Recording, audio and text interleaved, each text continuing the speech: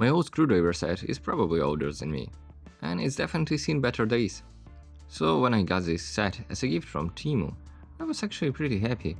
But after using it a few times, I realized one thing. It is tiny, and it's really uncomfortable to use. So today, I'm fixing that by making a big screwdriver for a small screwdriver for a screwdriver bit.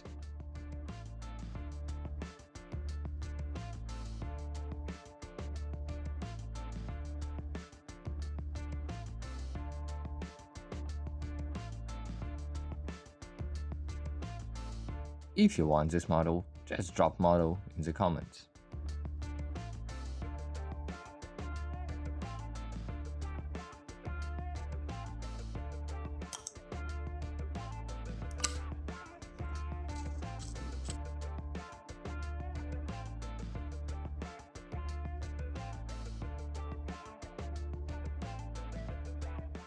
This goes in, eventually. Definitely should have left a bit more clearance.